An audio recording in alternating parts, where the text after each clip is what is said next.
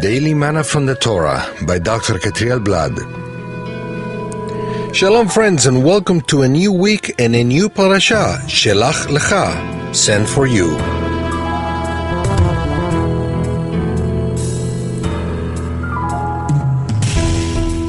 This verse, Aliyah, is found in the book of Numbers, chapter 13, from verses 1 through verse 20.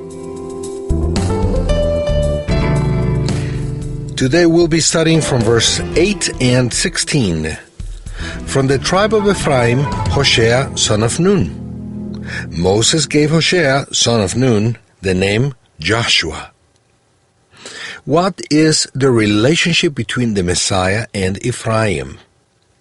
Yehoshua, Joshua in Hebrew, is the long form of the name Yeshua. Moshe knew prophetically that the name of the Messiah would be Yehoshua or Yeshua. Therefore, he named the one who was going to be his successor this name. This Yehoshua, son of Nun, came from the tribe of Ephraim, son of Yosef.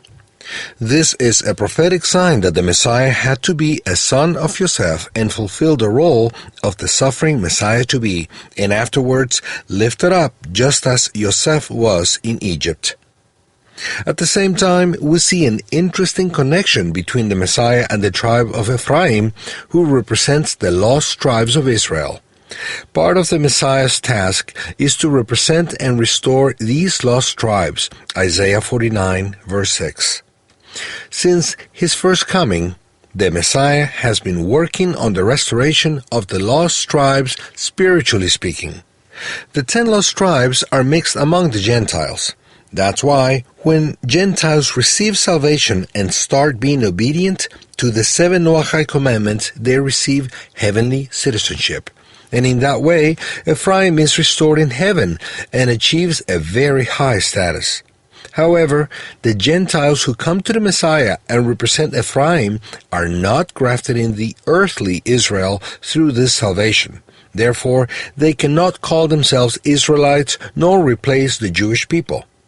They are a people that belong to the eternal, composed of righteous men and women from among the nations, but they are not the people of the eternal in the sense of the covenant or referring to the physical circumcision.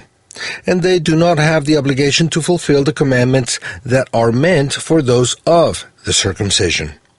The physical, final, and complete restoration of the lost tribes is reserved till the second coming of the Messiah. Then, according to my understanding, Ephraim's physical descendants, who are mixed among the nations, who won't become immortal by the power of resurrection, will be chosen and pointed out by the Messiah and will have to enter the covenant of circumcision to take part in the physical people of Israel. Thus, the tribes will be restored physically.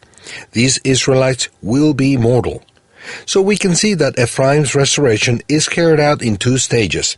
First, in a spiritual manner, in heaven, through the circumcision of the heart of those Gentiles who received the message of the Messiah, and second, with the restoration on earth of the lost tribes with the circumcision on the flesh and their gathering with the physical people of Israel on earth.